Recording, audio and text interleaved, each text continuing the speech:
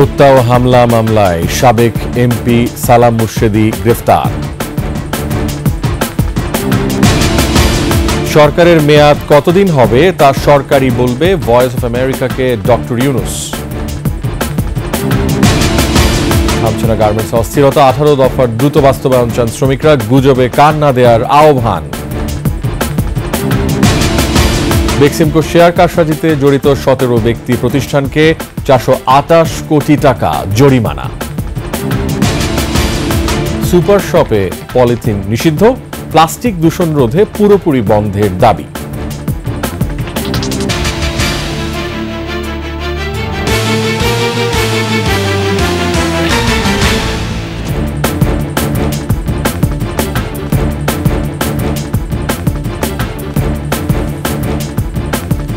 শুনছিলেন first security ইসলামী bank PLC সংবাদ শিরোনাম। আমন্ত্রণ রাতের 21 সংবাদে।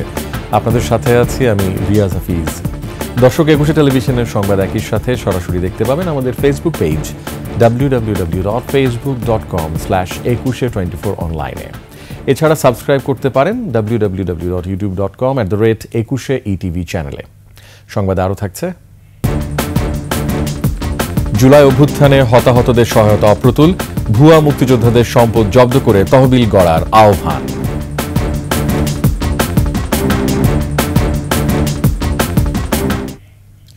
খুলনা 4 আসনের সাবেক সংসদ সদস্য আব্দুস সালাম মুর্শেদীকে গ্রেফতার করেছে র্যাব। রাজধানীর বসুন্ধরা আবাসিক এলাকা থেকে তাকে আটক করা হয়েছে। সালাম মুর্শেদীর বিরুদ্ধে 2022 সালে খুলনার ফুলতলা এলাকায় হামলা, ভাঙচুর ও হত্যার অভিযোগে মামলা রয়েছে। বাংলাদেশ ফুটবল ফেডারেশনের সাবেক সিনিয়র সহসভাপতি আব্দুস সালাম মুর্শেদী খুলনা 4 আসন তেরখোদা দিঘলিয়া থেকে আওয়ামী লীগের মনোনয়নে 2 বার জাতীয় সংসদের সদস্য নির্বাচিত হন।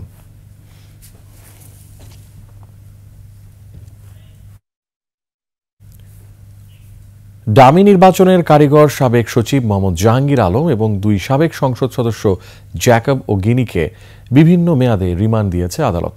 পৃথক হত্যা মামলায় জাহাঙ্গীরকে 5 দিন, জ্যাকবকে 5 দিন এবং গিনিকে 3 দিনের রিমান্ড দেওয়া হয়। এদিকে সাংবাদিক হত্যা মামলায় সাবেক মন্ত্রী গোলাম দস্তগীর গাজীকে গ্রেফতার দেখানো হয়েছে। এছাড়াও বগুড়া 2 আসনের সাবেক সংসদ সদস্য শরীফুল ইসলাম জিন্না ও সাবেক মন্ত্রিপরিষদ সচিব কবির বিন আনোয়ারের দেশ ত্যাগে নিষেধাজ্ঞা দেওয়া হয়েছে। মাহতাব মিনহাজের প্রতিবেদন। আওয়ামী লীগ সরকারের আমলে নির্বাচন কমিশন সচিব ছিলেন জাহাঙ্গীর আলম। 2024 সালে ডামি নির্বাচন হিসেবে খ্যাত জাতীয় সংসদ নির্বাচনের সময় দায়িত্ব পালন করেন তিনি। পরে ছিলেন স্বরাষ্ট্র মন্ত্রণালয়ের সচিব। ছাত্র জনতার আন্দোলনে গুলি চালানোর ঘটনার অন্যতম সন্দেহভাজন নির্দেশদাতা জাহাঙ্গীর। গুলশান থেকে গ্রেপ্তারের পর আব্দুল মোতালিব হত্যা মামলায় 5 দিনের রিমান্ড দেওয়া হয় তাকে। এছাড়া মঙ্গলবার সকালে আদালতে আরও হাজির করা হয় ভোলা 4 আসনের সাবেক সাংসদ আল জ্যাকব ও সাবেক হুইপ মাহবুব আরা বেগম গিনি এবং সাবেক মন্ত্রী গোলাম দস্তগীর গাজীকে। বিএনপির সাবেক সাংসদ নাজিমুদ্দিন আলমকে গুলি করে হত্যা চেষ্টার অভিযোগে জ্যাকবকে এবং আশুলিয়ায় আমেরিকান ইন্টারন্যাশনাল ইউনিভার্সিটির ইংরেজি বিভাগের 4র্থ বর্ষের শিক্ষার্থী রবিউস সানি শিপু হত্যা চেষ্টা মামলায় গিনিকে আদালতে হাজির করা হয়। শুনানি শেষে ঢাকার সিনিয়র জুডিশিয়াল ম্যাজিস্ট্রেট রাবেয়া বেগমের আদালত তাদের রিমান্ডের আদেশ দেন। উভয় পক্ষের শুনানি অন্তে বিজ্ঞ আদালত এই আসামিকে 5 দিনের রিমান্ড মঞ্জুর করেন এবং তাকে তদন্তকারী কর্মকর্তার হেফাজতে প্রদান করেন। আর একটি মামলায় আপনারা জানেন যে এই মামলাটি হলো আশুলিয়া থানা। এই মামলার ঘটনার তারিখ হলো 4/8/24। বিজ্ঞ আদালত উভয় পক্ষের শুনানি অন্তে তার বিরুদ্ধে 3 দিনের রিমান্ড মঞ্জুর করেন। এছাড়া বৈষম্য বিরোধী ছাত্র আন্দোলনে পেশাগত দায়িত্ব পালনকালে সাংবাদিক হাসান মাহমুদ হত্যা মামলায় সাবেক বস্ত্র ও পাট মন্ত্রী গোলাম দস্তগীর গাজীকে গ্রেফতার দেখিয়ে কারাগারে পাঠানোর আদেশ দেন ঢাকার মেট্রোপলিটন ম্যাজিস্ট্রেট সাইফুল ইসলাম। আসামি গোলাম দস্তগীর গাজীকে সোনারেস্টের আবেদন করে এবং তাকে সোনারেস্ট দেখানো হয়। আসামি পক্ষে কোনো আইনজীবী উপস্থিত থাকলেও জামিনের কোনো আবেদন করেন নাই এবং বিজ্ঞ আদালত যেহেতু আজকেই তাকে সোনারেস্ট দেখাইছেন সেজন্য রাষ্ট্রপক্ষে রিমান্ডের বা অন্য কোনো আবেদনের সুযোগ পান নাই। এছাড়াও বগুড়া 2 আসনের সাবেক সাংসদ শরীফুল ইসলাম জিন্না ও সাবেক মন্ত্রিপরিষদ সচিব কবির বিন আনোয়ারের দেশ ত্যাগে নিষেধাজ্ঞা দেওয়া হয়। মাহতাব মিনহাজ, 21 টেলিভিশন, ঢাকা। অন্তর্বর্তী সরকারের মেয়াদ কতদিনের হবে সেটা সরকারই ঠিক করবে, জানিয়েছেন প্রধান উপদেষ্টা ডক্টর মোহাম্মদ ইউনুস। যুক্তরাষ্ট্রের নিউ ইয়র্কে অবস্থানের সময় ভয়েস অব আমেরিকা বাংলাকে দেয়া সাক্ষাৎকারে দেশের বিভিন্ন ইস্যু নিয়ে কথা বলেন তিনি। ক্ষমতাচ্যুত শেখ হাসিনাকে দেশে ফিরিয়ে আনতে আইনি প্রক্রিয়া অনুসরণ করা হবে বলে জানান ডক্টর ইউনুস। আশরাফ শুভর রিপোর্ট। জাতিসংঘের ৭৯তম সাধারণ পরিষদের অধিবেশনে অংশ নিতে গেল ২৩ থেকে ২৭ সেপ্টেম্বর যুক্তরাষ্ট্র সফর করেন অন্তর্বর্তী সরকারের প্রধান উপদেষ্টা ডক্টর মোহাম্মদ ইউনূস। দেশে ফেরার আগে ভয়েস অব আমেরিকার মুখোমুখি হন প্রধান উপদেষ্টা। ডক্টর মোহাম্মদ ইউনূস, আপনাকে ভয়েস অফ আমেরিকার পক্ষ থেকে একান্ত সাক্ষাৎকারে সরকারের মেয়াদ ও নির্বাচনের সম্ভাব্য সময় নিয়ে ডক্টর ইউনূসের কাছে জানতে চাওয়া হয়। সেটা আপনি ইচ্ছে করলে ধরতে পারেন, কিন্তু সরকারের মতামত তো না, সেটা সরকার তো কোনো মত দেয় না এই পর্যন্ত। কাজে সরকার কখন মেয়াদ ঠিক করবে সেটা সরকারকে বলতে হবে। সরকার না বলা পর্যন্ত তো সেটা সরকারের মেয়াদ হচ্ছে না। মানে সরকার বলতে তো আমাদেরই বলতে হবে, আমাদেরকে বলতে হবে। আমাদের মুখ থেকে যখন শুনবেন তখন সেটাই হবে তারিখ। তাহলে উপদেষ্টা পরিষদ এখনো এই ব্যাপারে কোনো সিদ্ধান্ত নেই? আমরা আলোচনা করেছি কিন্তু সিদ্ধান্ত নেয়নি। শেখ হাসিনার দেশে ফেরা এবং ভারতের সাথে সম্পর্কের উন্নয়ন নিয়ে কথা বলেন প্রধান উপদেষ্টা। আমরা তাদের কাছে পরিষ্কার করে বলে দিচ্ছি যে আমরা চাই, সুসম্পর্ক চাই, কারণ এটা ভারতেরও দরকার, আমাদেরও দরকার। আমরা দুই প্রতিবেশী, এই প্রতিবেশীর মধ্যে সম্পর্ক ভালো না হলে কোনো জাতির পক্ষে এটা মঙ্গলজনক হয় না। এটা একটা আইনগত বিষয়, আইন নিশ্চয়ই আমরা তাকে ফেরত চাইবো, যেখানেই থাকুক তিনি ফেরত চাইবে, যখন আইনগতভাবে আমরা যে সিদ্ধান্ত আছে সেই সিদ্ধান্ত আমরা বাস্তবায়ন করতে পারি। সশস্ত্র বাহিনীর কর্মকর্তাদের সীমিত সময়ের জন্য বিচারিক ক্ষমতা দেওয়া হয়েছে বলে জানান প্রধান উপদেষ্টা। ইতিমধ্যে কিন্তু শান্তি শৃঙ্খলা বিঘ্নিত হচ্ছে, এভাবে চলতে দিলে তো এটা বাড়তে আরম্ভ করবে। তখন এই প্রশ্ন উঠলো সেনাবাহিনীকে ম্যাজিস্ট্রেসি পাওয়ার দেওয়ার জন্য। ওদেরকে অনুরোধ করলাম, তারা রাজি হলো, যাতে করে অন্তত তারা বলছে আমরা তো আছি, কিন্তু আমাদেরকে তো কেউ পরোয়া করছে না, কারণ আমার তো কোনো ক্ষমতা নেই তাকে কিছু করে। তো আমাদের একটা ক্ষমতা থাকলে তারা আমাদেরকে হয়তো গণ্য করবে যে না, ওরা আমাদের ক্ষতি করতে পারে। তখন আমরা তাদেরকে ম্যাজিস্ট্রেসি পাওয়ার দিলাম, কিন্তু একটা সীমিত সময়ের জন্য, ২ মাসের জন্য। আমরা রাষ্ট্রের গুরুত্বপূর্ণ সংস্কার শেষে নিরপেক্ষ, সুষ্ঠু ও অবাধ নির্বাচন আয়োজন করা তার সরকারের মূল লক্ষ্য বলে উল্লেখ করেন ডক্টর ইউনূস। আমরা বিশেষ করে আশরাফ শুভ, একুশে টেলিভিশন। সংস্কার কমিশনের সুপারিশ ছাড়া নির্বাচনের রূপরেখা দেয়া হবে না। সেই সুপারিশের আলোকেই নির্বাচনের বিষয়ে সিদ্ধান্ত গ্রহণ করা হবে।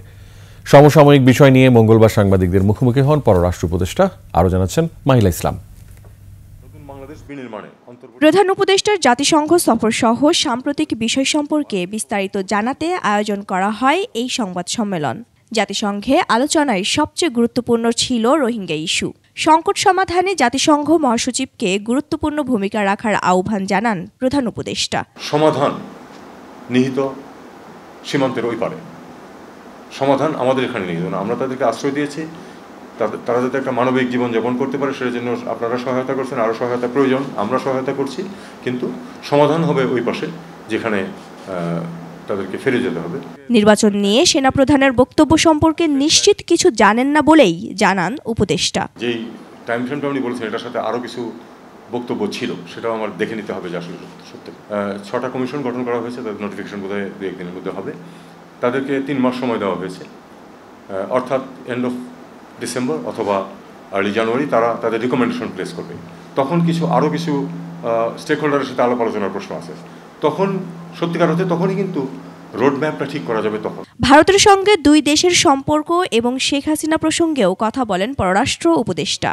আমরা উভয় পক্ষ একমত হয়েছে যে আমাদের পরস্পরের সাথে সুসম্পর্ক প্রতিষ্ঠা করা প্রয়োজন নিজেদের স্বার্থে। এটাতে বাংলাদেশের স্বার্থ আছে, এটাতে ভারতেরও স্বার্থ আছে। পাকিস্তানের সাথে সমঝোতার বিষয়ে তিনি বলেন ৭১ বাদ দিয়ে কোনো সমঝোতা হবে না। পাকিস্তান যদি এই সাহসটুকু দেখায়, পাকিস্তানের কোনো সরকার, যে তারা আসলে যে এখানে যে ঘটনাটা ঘটেছিল সেটাকে তারা উদ্ধৃত করে এবং বলে যে আমরা এই জন্য আন্তরিকভাবে ক্ষমা প্রার্থী, এই কথাটা যদি বলে তাতে কিন্তু কোনো দোষের কিছু নেই। তিনি বলেন বাংলাদেশকে বাইডেন প্রশাসন সবসময় সমর্থন করে ও আগামী দিনে গণভিত্তিক, কল্যাণমুখী ও জনস্বার্থে। মাহিলা ইসলাম, একুশে টেলিভিশন, ঢাকা।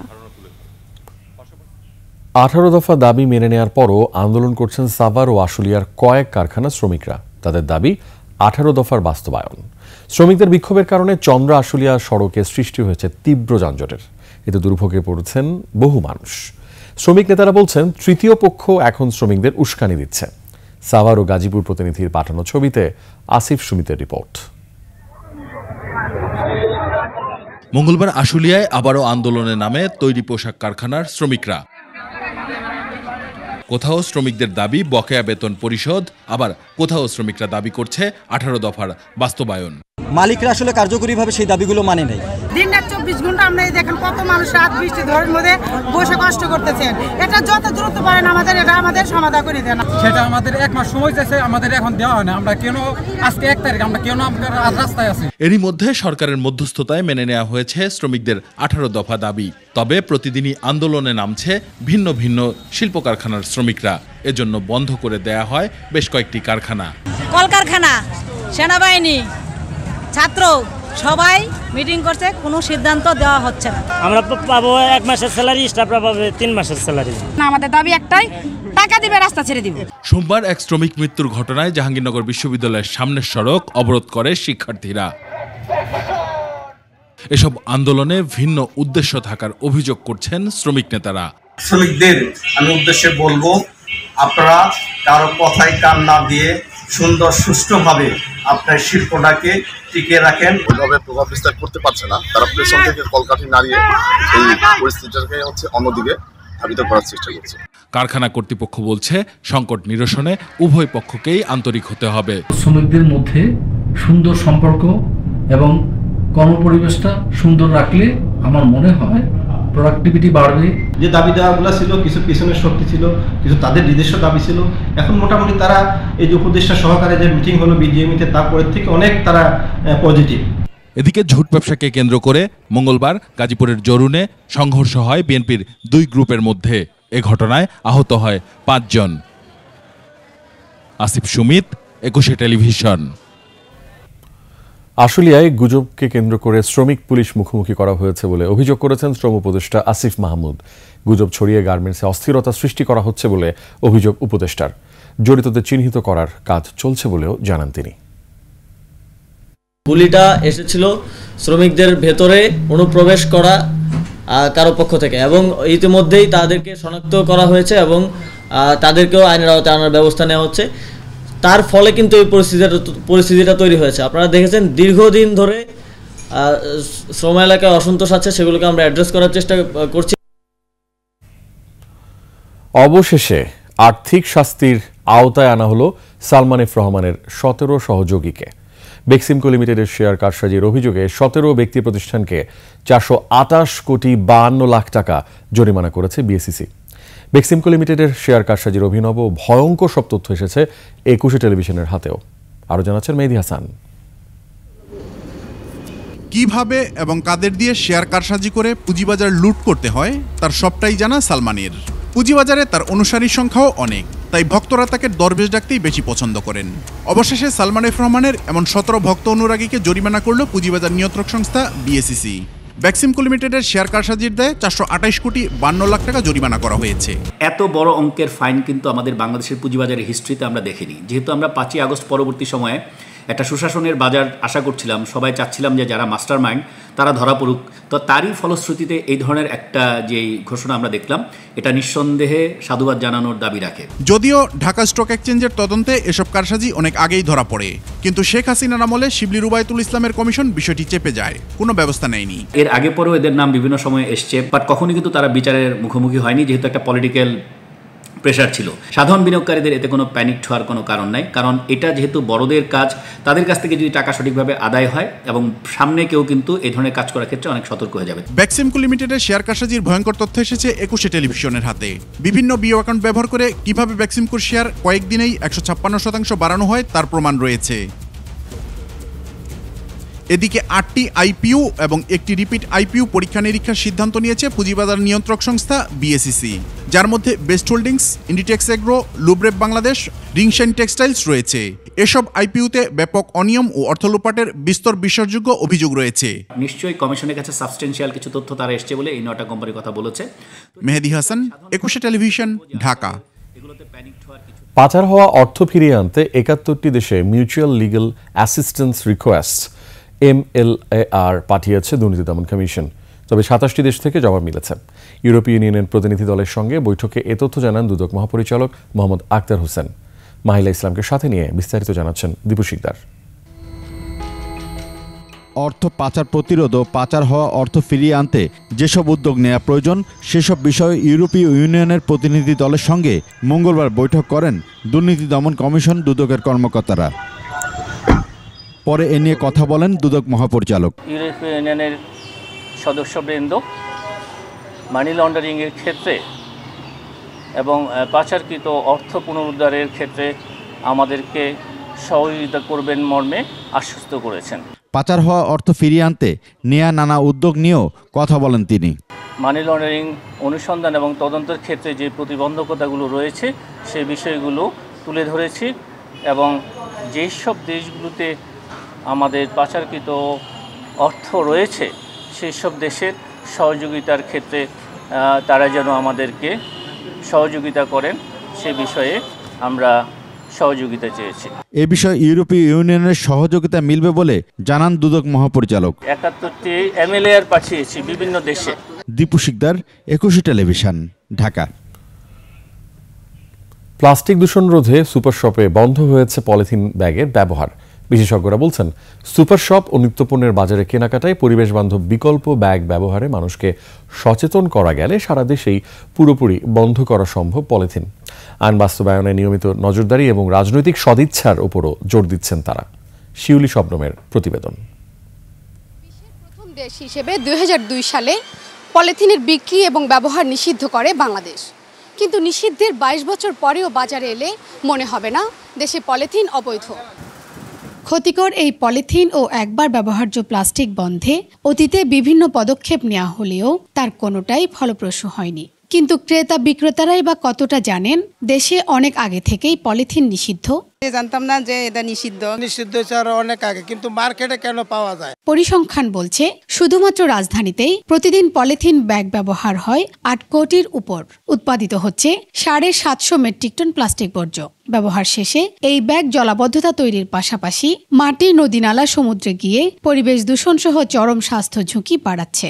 এর মধ্যে প্রচুর কেমিক্যাল রয়েছে যেগুলো আমার এনভায়রনমেন্টে প্রতিদিন নিঃসৃত হচ্ছে, লিচিং হচ্ছে।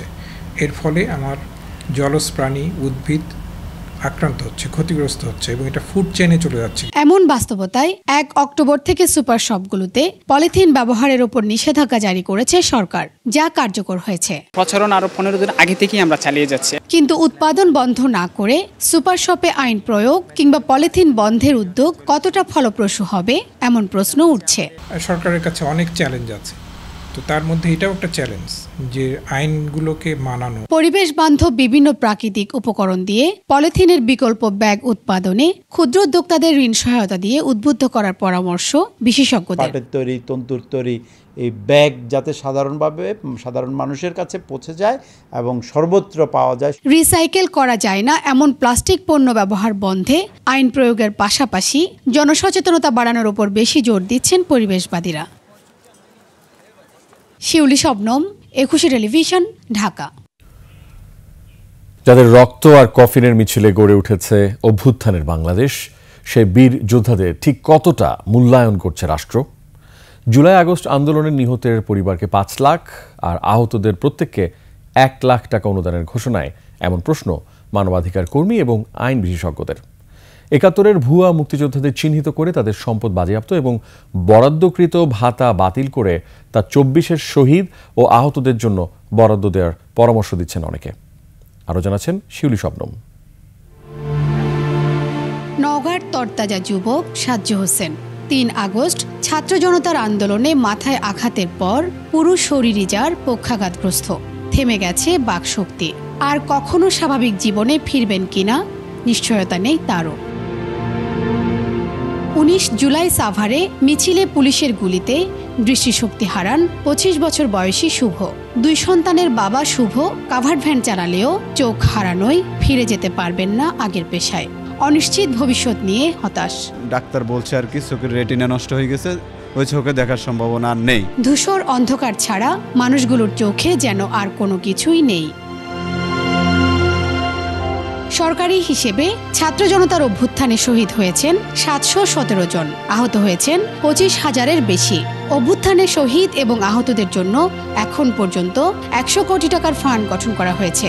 এই ফান্ড থেকে যারা শহীদ তাদের প্রতিটি পরিবার পাচ্ছে 5 লাখ টাকা, আর আহতরা পাচ্ছেন 1 লাখ টাকা। ডাক্তার আমাদেরকে নিজেই বলছে যে এই পেশেন্টের ক্ষেত্রে অনেক সময় লাগবে, সেক্ষেত্রে 1 লাখ টাকা কিভাবে হয়? এই চিকিৎসাটা দীর্ঘমেয়াদী এবং আমাদের ভোগান্তিটাও দীর্ঘমেয়াদী, তো এখানে আসলে 1 লাখ টাকা পর্যাপ্ত হবে না, কিন্তু তারপর সরকার অনুরোধ হচ্ছে যেটা বরাদ্দ করছে সেটা যেন আমরা সঠিক সময়ে ঠিকভাবে পেয়ে যাই। অন্যদিকে মুক্তিযুদ্ধ বিষয়ক মন্ত্রণালয়ের 2023 সালের ডিসেম্বরের তথ্য অনুযায়ী ভাতাভোগী মুক্তিযোদ্ধার সংখ্যা 2,40,173 জন। তবে গেজেটভুক্ত 1,83,000। ভুয়া মুক্তিযোদ্ধার সঠিক সংখ্যা এখনও চূড়ান্ত না হলেও তাদের সংখ্যা অনেক। একজন মুক্তিযোদ্ধা মাসে গড়ে সম্মানী ভাতা পান 22,250 টাকা, বছরে পান 2,67,000 টাকা। তবে যুদ্ধাহত ও খেতাবপ্রাপ্ত মুক্তিযোদ্ধাদের ভাতার পরিমাণ কিছুটা বেশি। এর বাইরে রয়েছে চিকিৎসা ভাতা, মাসিক রেশন সহ আরও সুযোগ সুবিধা। সব মিলে ভাতা বাবদ মুক্তিযোদ্ধাদের বছরে অন্তত দেয়া হয় 6,412 কোটি 62 লাখ টাকা। কিন্তু 24-এর শহীদ ও আহত যোদ্ধারা কতটা সুযোগ সুবিধা পাচ্ছেন উঠে এসেছে এমন মানবিক প্রশ্ন। এখনও তাদের জন্য মাসিক কোনো ভাতার পরিমাণ নির্ধারণ হয়নি। যারা ওই সময় মৃত্যুবরণ করছে তাদের পরিবারকে কেন উপযুক্ত পুনর্বাসন করা হবে না? যারা ওই সময় আহত হয়েছে তাদেরকে আর্থিক সুবিধা দেওয়া হবে না কেন? যে পরিমাণ আর্থিক সুযোগ সুবিধা 1971 সালের একজন মুক্তিযোদ্ধা পেয়ে থাকে, সেই সুবিধা কেন এরা পাবে না? বিশ্লেষকদের মত হলো শহীদদের এককালীন 1 কোটি ও আহতদের 50 লাখ করে সরকারি সহায়তা দেয়া হোক। এতে রাষ্ট্রের এককালীন মোট খরচ হবে 13,217 কোটি টাকা। এছাড়া প্রত্যেককে 30,000 টাকা করে মাসিক ভাতা দিলে মোট খরচ হবে 77 কোটি 15 লাখ 10,000 টাকা। বছরে খরচ 925 কোটি 81 লাখ 20,000 টাকা। এই অর্থের একটি অংশ ভুয়া মুক্তিযোদ্ধারা যে ভাতা নিচ্ছেন সেটা বন্ধ করে পাওয়া যাবে। বাকি অর্থ সরকার ও 2024-এর শহীদদের জন্য নানা প্রতিষ্ঠান গড়ে সেখান থেকে জোগাড় করা যায়, যেমন রয়েছে মুক্তিযোদ্ধা কল্যাণ ট্রাস্ট। তাদেরকে পানিশমেন্ট দেওয়া হবে না কেন? তাদের সম্পত্তি বাজেয়াপ্ত করা হোক, বাজেয়াপ্ত করে এদেরকে দেওয়া হোক। তো দেশের জন্য যেই আত্মত্যাগ করবে 71 থেকে এই পর্যন্ত সেই শহীদ, একটা ফান্ড খোলা হোক রাষ্ট্রীয়ভাবে। তারা যতদিন বেঁচে আছেন তাদেরকে কিন্তু ততদিনই আমাদের টেক কেয়ার করতে হবে, যেমন এই রাষ্ট্র মুক্তিযোদ্ধাদের ক্ষেত্রে করেছে। ফাউন্ডেশনের সাথে বাংলাদেশের যত এনজিও, যেমন সাজেদা ফাউন্ডেশন, আসুন্না ফাউন্ডেশন, তারপরে হচ্ছে ব্র্যাক থেকে শুরু করে যত ফাউন্ডেশন হচ্ছে এখানে এদেরকে নিয়ে কাজ করছিলেন আহত শহীদ নিয়ে, তাদের সঙ্গে কিন্তু একটা কোলাপ করা হচ্ছে। তারাও কিন্তু এই জুলাই শহীদ স্মৃতি ফাউন্ডেশনের সঙ্গে কাজ করবে। বেসরকারি হিসেবে 2024 শহীদের সংখ্যা 1,581 জন, আহত 31,000-এর বেশি। শিউলি শবনম, 21 টেলিভিশন, ঢাকা। অন্তর্বর্তী সরকার আগস্ট বিপ্লবের চেতনায় মাথায় রেখে দায়িত্ব পালন করবেন। এর ব্যতিক্রম জনগণ মেনে নেবে না বলে মন্তব্য করেছেন বাংলাদেশ জামায়াত ইসলামীর আমির ডাক্তার শফিকুর রহমান। দলের ঢাকা মহানগর দক্ষিণের সুধী সমাবেশে তিনি বলেন, ছাত্র জনতার এত রক্ত আর জীবনের বিনিময়ে এই বাংলাদেশ কোনো মাফিয়ার হাতে বন্দী করতে চায় না জামায়াত। এবারের আন্দোলন আওয়ামী লীগের জন্য কাল হয়ে গিয়েছিল। দেশ মুক্ত হয়েছে, এখন দলমত থাকবে, তবে জাতীয় স্বার্থে কোনো আপোষ করা হবে না। 24-এর বিপ্লবের চেতনাকে সম্মান করেই আপনাদেরকে আপনাদের দায়িত্ব পালন করতে হবে। এই ক্ষেত্রে কোনো ব্যতিক্রম জনগণ আপনাদের কাছ থেকে প্রত্যাশা করে না। যতক্ষণ পর্যন্ত আপনারা এই চেতনার উপরে থাকবেন, আমরা আশা করি, আমরা কথা দিতে পারি, এদেশের আপামর জনগণের সাহায্য এবং দোয়া আপনারা পাবেন। কিন্তু যদি আপনারা এই পথ থেকে সরে যান, আমরা আপনাদেরকে সংশোধন করে দেওয়ার চেষ্টা করব। যদি আমাদের সংশোধনতে কাজ না হয়, আমরা প্রতিবাদের রাস্তায় যাই, যাতে আপনারা সুন্দরভাবে দেশটা চালাইতে পারেন। অন্তর্বর্তী সরকারের উপদেষ্টা এবং সমমর্যাদা সম্পন্ন ব্যক্তিদেরও আয় এবং সম্পদ বিবরণী জমা দিতে হবে। তাদের স্ত্রী বা স্বামীর পৃথক আয় থাকলে তার বিবরণীও জমা দিতে হবে। এজন্য মন্ত্রিপরিষদ বিভাগ নীতিমালা জারি করেছে। এতে বলা হয়েছে, অন্তর্বর্তী সরকারের উপদেষ্টা এবং সমমর্যাদা সম্পন্ন ব্যক্তি যারা সরকার অথবা প্রজাতন্ত্রের কর্মে নিযুক্ত আছেন, তারা প্রতি বছর আয়কর রিটার্ন জমা দেওয়ার সর্বশেষ তারিখের পরবর্তী 15 কর্মদিবসের মধ্যে মন্ত্রিপরিষদ বিভাগের মাধ্যমে প্রধান উপদেষ্টার কাছে তাদের আয় ও সম্পদ বিবরণী জমা দেবেন। তাদের স্ত্রী বা স্বামীর পৃথক আয় থাকলে তার বিবরণীও প্রধান উপদেষ্টার কাছে একই সঙ্গে জমা দিতে হবে। কিভাবে এই বিবরণী দিতে হবে তার একটি ছকও ঠিক করে দেওয়া হয়েছে।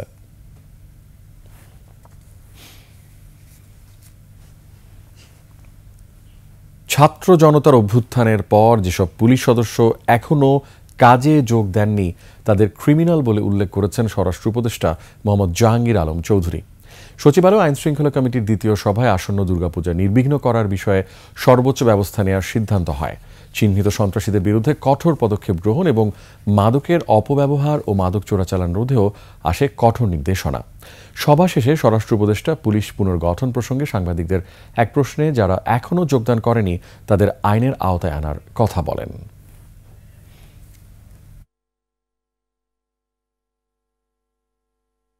যারা যোগদান করে নাই তাদের আইনের আওতায় আনতে হবে। তারা আমাদের কাছে এখানে মানে কি বলে, আর তারা আমরা পুলিশ বলবো না, তারা আমাদের কাছে এখন ক্রিমিনাল হিসাবে গণ্য হবে। শুধু পুলিশ না, পুলিশ নতুন নিয়োগ আমরা অলরেডি কনস্টেবলদের নিয়োগের জন্য অলরেডি অ্যাডভার্টাইজ করে দিছি।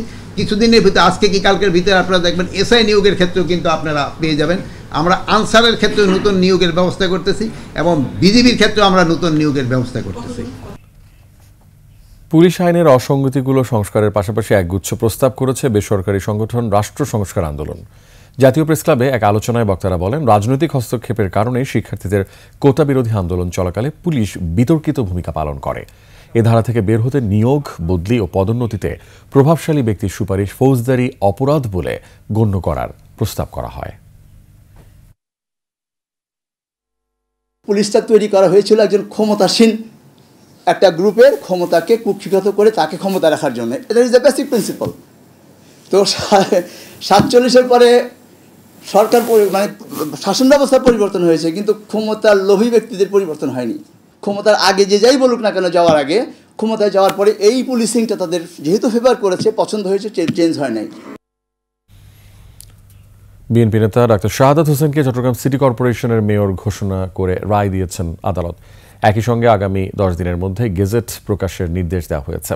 চট্টগ্রামের প্রথম যুগ্ম জেলা জজ ও নির্বাচনী ট্রাইব্যুনালের বিচারক খায়রুল আমিন এ রায় দেন। নির্বাচনে কারচুপির অভিযোগ প্রমাণিত হওয়ায় আওয়ামী লীগ প্রার্থী রেজাউল করিম চৌধুরীর বিজয়কে অবৈধ ঘোষণা করা হয়েছে। হাসান ফেরদৌসের তথ্যচিত্রে ডেস্ক রিপোর্ট।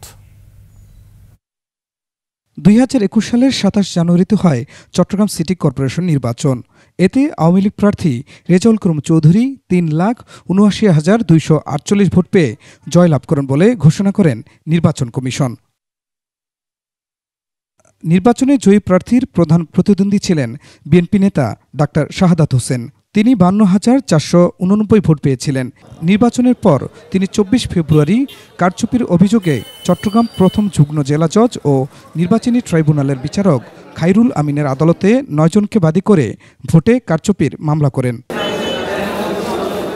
মঙ্গলবার চট্টগ্রামের প্রথম যুগ্ম জেলা জজ ও নির্বাচনী ট্রাইব্যুনালের বিচারক খায়রুল আমিন সেই মামলায় রায় ঘোষণা করেন।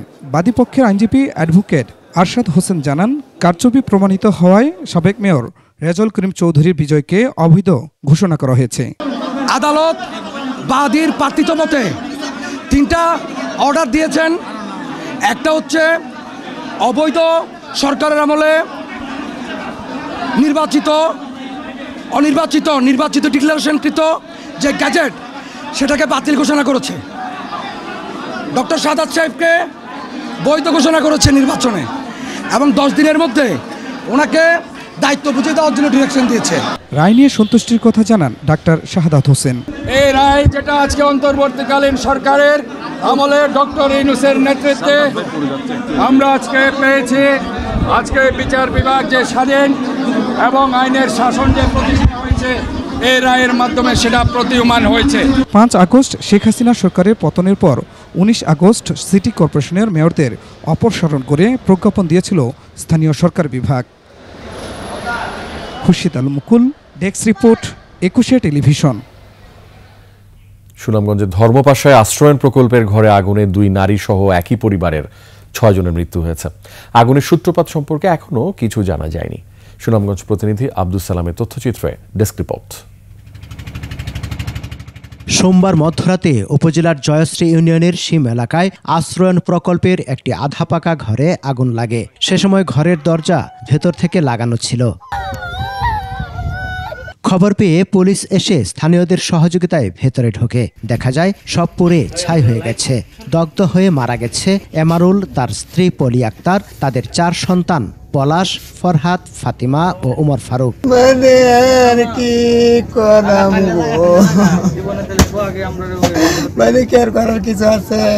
আমি ট্রলার বইয়ের উৎস গলাইছি দোকান থেকে মানুষ লইয়া আয়া দেহে এই যে আলু আড়া দিতেছে নদীর মধ্যে হেরায়া দরজা টরজা লাকিয়া লুকিয়া ভাঙ্গিয়া দেহে আগুন করে কাষ্ট হয়েছে।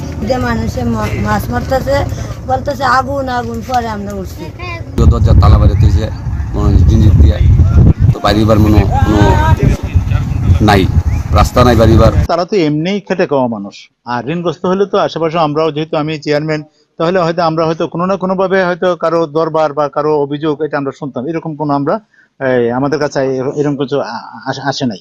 আগুন লাগার কারণ এখনো নিশ্চিত করে জানা যায়নি। আলামত সংগ্রহ করেছে এবং অন্যান্য আশপাশ সহ ঘটনাস্থলে যারা অবস্থান করতেছেন বা যারা ঘটনার প্রত্যক্ষদর্শী, ঘটনার পরপরে যারা আসছেন তাদেরকে জিজ্ঞাসাবাদ করা হচ্ছে। এটি নাশকতা না দুর্ঘটনা জানতে তদন্তের দাবি এলাকাবাসীর। সমর ইসলাম, ডেস্ক রিপোর্ট, 21 টেলিভিশন। দৈনিক আমার দেশ পত্রিকার সম্পাদক মাহমুদুর রহমানের মামলা প্রত্যাহার এবং নিঃশর্ত মুক্তির দাবিতে বিক্ষোভ করেছে জাতীয় স্বাধীনতা সার্বভৌমত্ব রক্ষা কমিটি। কর্মসূচিতে বক্তারা বলেন, মাহমুদুর রহমান বাংলাদেশের একজন অকুতভয় সাহসী সাংবাদিক। তাকে অন্যায়ভাবে বিগত স্বৈরাচারী সরকার নানাভাবে হয়রানির জন্য মিথ্যা মামলা দিয়েছিল। বর্তমান সরকার চাইলে তার এই সাজা নির্বাহী আদেশে বাতিল করতে পারত।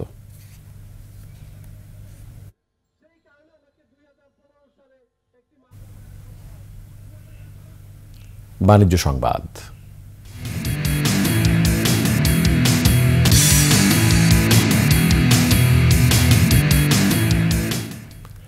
আইডিএলসি প্রথম আলো এসএমই পুরস্কার 2023 পেয়েছেন 5 প্রতিষ্ঠানের 6 উদ্যোক্তা। বিজয়ীদের হাতে পুরস্কার তুলে দেন অন্তর্বর্তী সরকারের অর্থ, বাণিজ্য এবং বিজ্ঞান ও প্রযুক্তি বিষয়ক উপদেষ্টা সালেউদ্দিন আহমেদ। এবছর কৃষিতে স্কাই ফ্লোরার ব্যবস্থাপনা পরিচালক সাজিদ খান, প্রযুক্তিতে এয়ার কমিউনিকেশনসের এম আসিফ রহমান, উৎপাদন শিল্পে সেফ ট্রেডিং কর্পোরেশনের মোস্তফা কামাল, রপ্তানি শিল্পে অপরাজেয় লিমিটেডের এমডি কাজী মোহাম্মদ মনির হোসেন ও চেয়ারম্যান মুনিয়া জামান এবং নারী উদ্যোক্তা শ্রেণীতে রেড বিউটি স্টুডিও অ্যান্ড সেলুনের ব্যবস্থাপনা পরিচালক আফরোজা পারভিন পুরস্কার পেয়েছেন।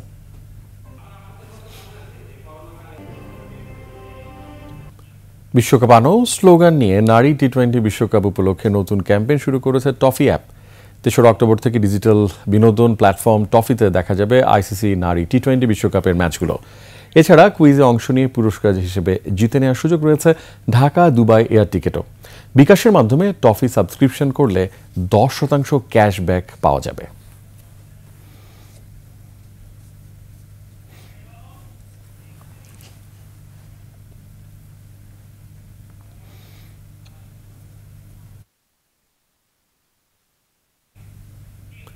শেষ করছি রাতের 21 সংবাদ। তবে যাবার আগে ফার্স্ট সিকিউরিটি ইসলামী ব্যাংক পিএলসি সংবাদ শিরোনামগুলো আরও একবার। হত্যা ও হামলা মামলায় সাবেক এমপি সালাম মুর্শেদি গ্রেফতার। সরকারের মেয়াদ কতদিন হবে তা সরকারই বলবে, ভয়েস অফ আমেরিকাকে ডক্টর ইউনুস। থামছে না গার্মেন্টসে অস্থিরতা, 18 দফার দ্রুত বাস্তবায়ন চান শ্রমিকরা, গুজবে কান না দেওয়ার আহ্বান। বেক্সিমকো শেয়ার কারসাজিতে জড়িত 17 ব্যক্তি প্রতিষ্ঠানকে 428 কোটি টাকা জরিমানা। সুপার শপে পলিথিন নিষিদ্ধ, প্লাস্টিক দূষণ রোধে পুরোপুরি বন্ধের দাবি।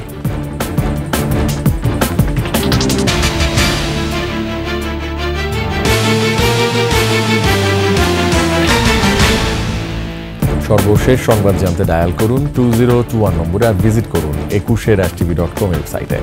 এছাড়া ফেসবুকে ভিজিট করতে পারেন www.facebook.com/2124 অনলাইনে।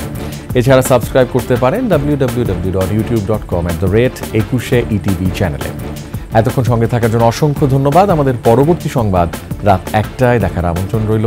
21-এর সাথেই থাকুন। শুভরাত্রি।